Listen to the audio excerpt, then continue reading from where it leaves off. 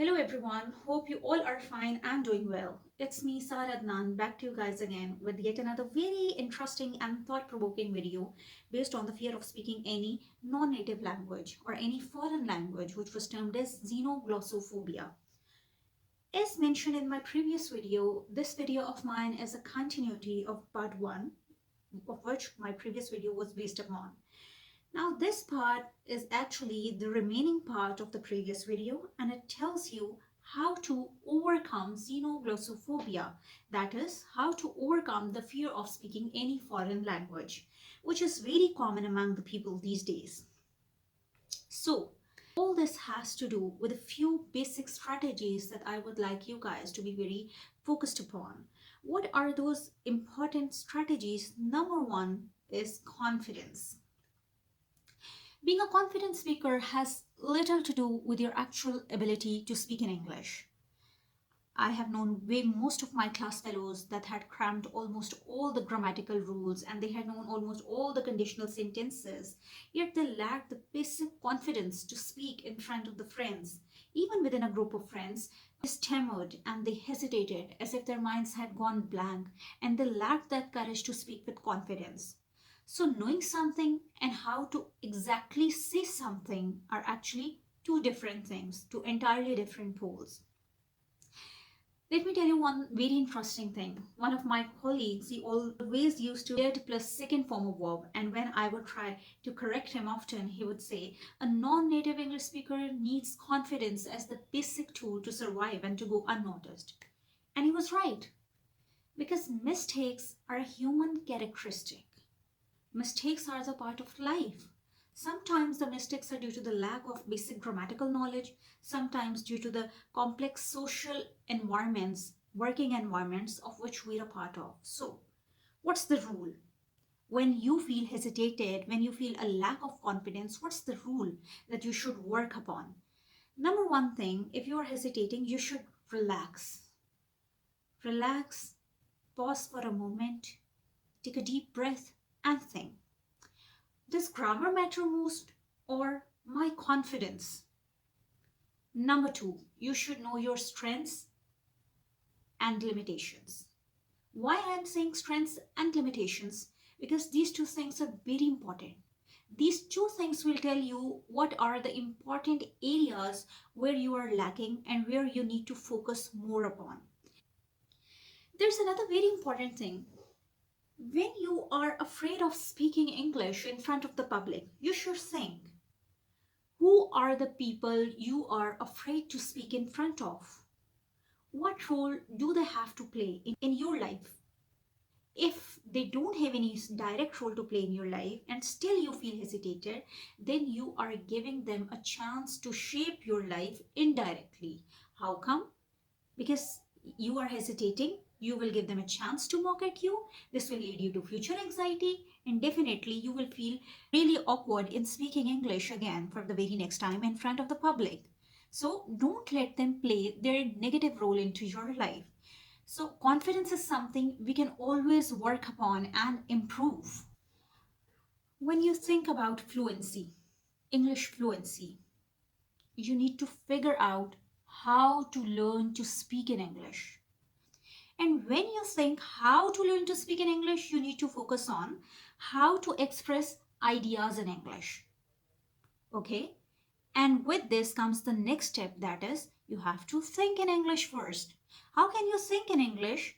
You need to have some ideas in your mind and you need to focus upon them. Then there will come a realization. Realization of what? That is what you are lacking for your purpose. Vocabulary. Are you falling short of vocabulary? You don't have the tenses to represent if it is a matter of past, present, or future.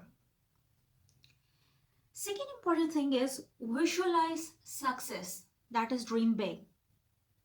All great achievements have great dreams at their back. If you can dream big, you can achieve big. Got my point?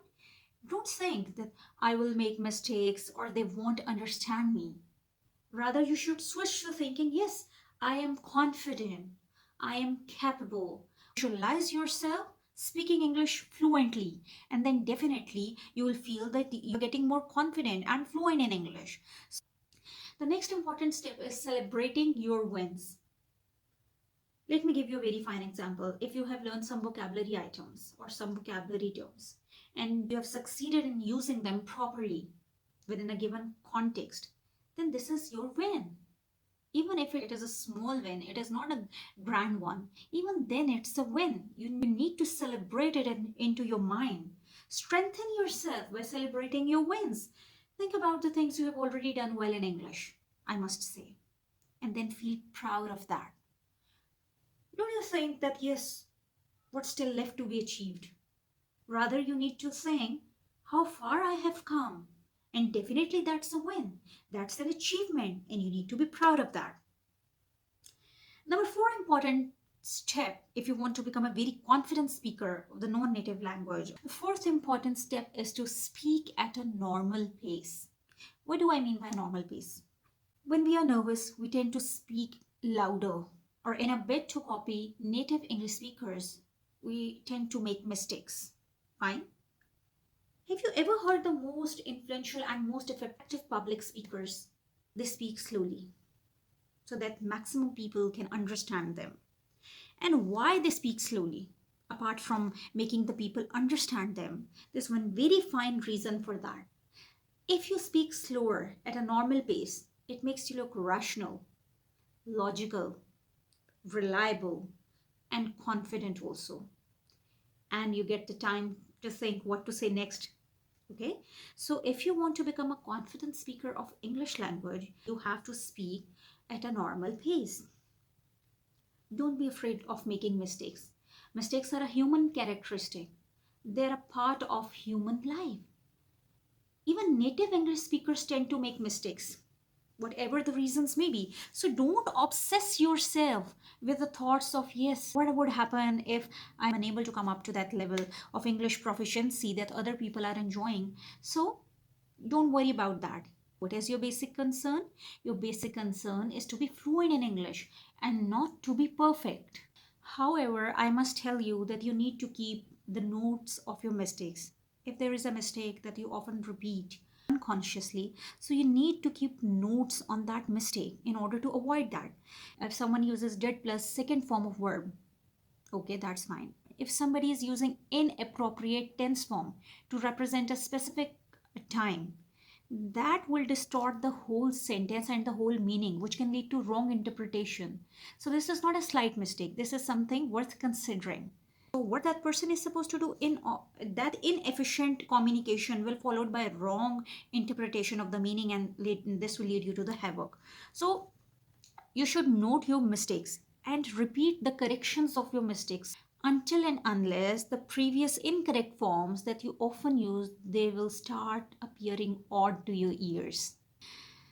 The next important step in order to become a confident and a fluent speaker of English language is to listen to podcasts, English movies, and other social media platforms.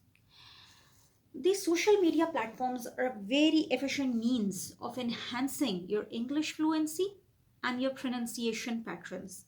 And there's a plus point to this also. You can listen to them while doing other works, like if you are driving, you're walking, or you're exercising, or if you're doing some other work.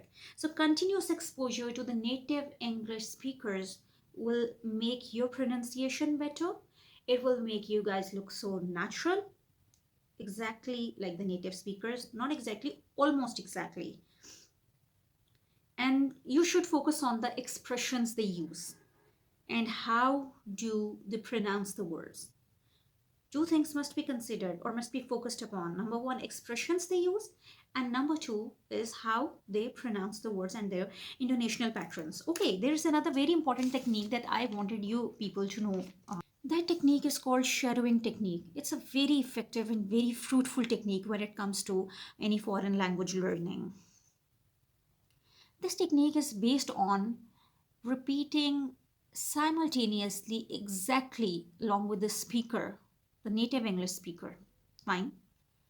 Not repeating after the native speaker, rather repeating exactly at the same time. Like if you were singing some of your favorite songs, you sing along to one of your favorite songs. So don't let the speaker finish first, rather, you have to speak almost at the same time.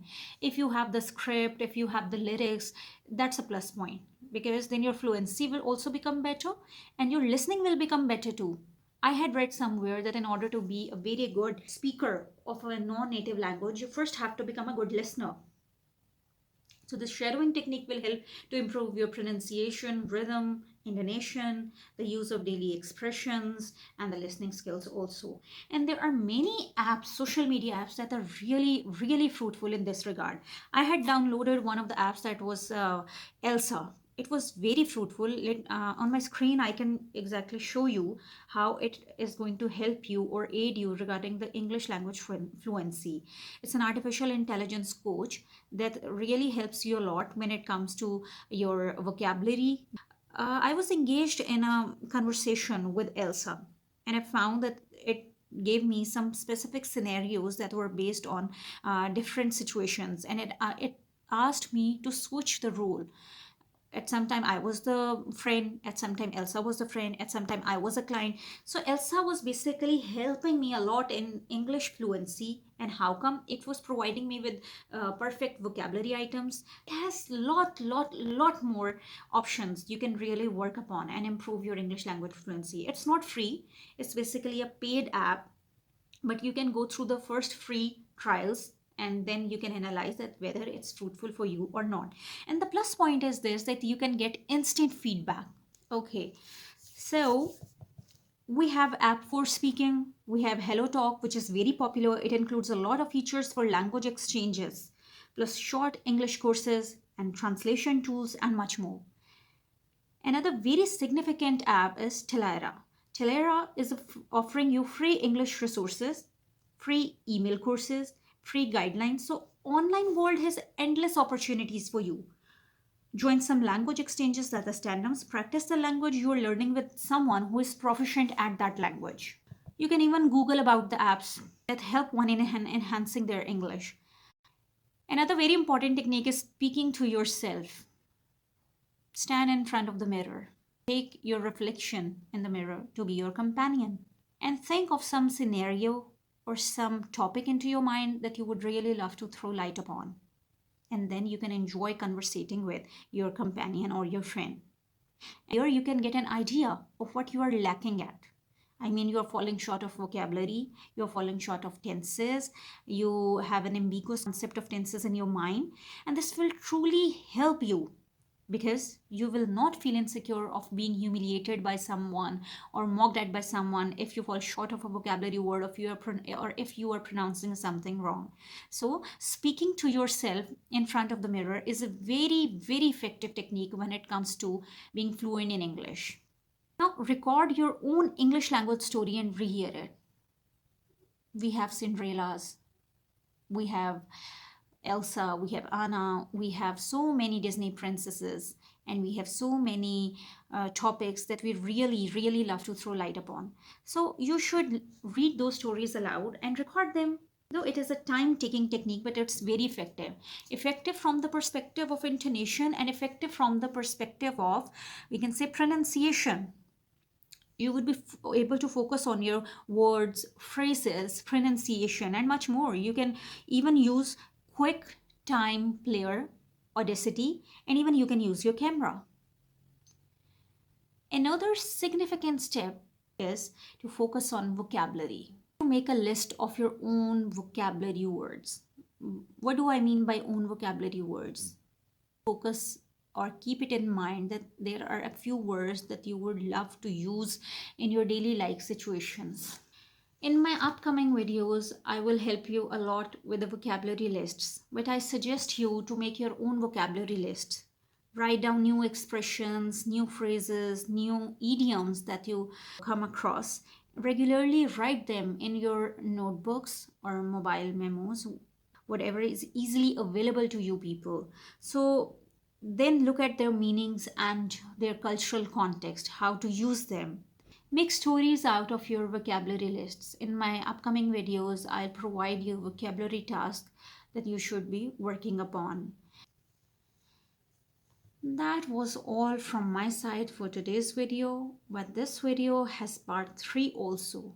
Why am I dividing this video into smaller parts? Because I want you people to focus maximum on the steps and strategies that I am providing you people with, and you work upon them. So working slower but with consistency is the tool to success. You remember the famous saying, slow and steady wins the race. So there's a homework for you too. That is based on the shadowing technique. You have to listen to Alan Walker's famous song in accordance with the shadowing technique. If you want to have the lyrics with you, that's fine. You can Google them. And the next homework is definitely displayed on my screen and on your screen too. Analyze yourself if you are working well in accordance with the steps. It was all from my side for today, but don't forget to like and subscribe, like my video and subscribe my channel. That was all. Thank you really very much for watching me, and stay tuned, stay subscribed, stay blessed, and bye bye.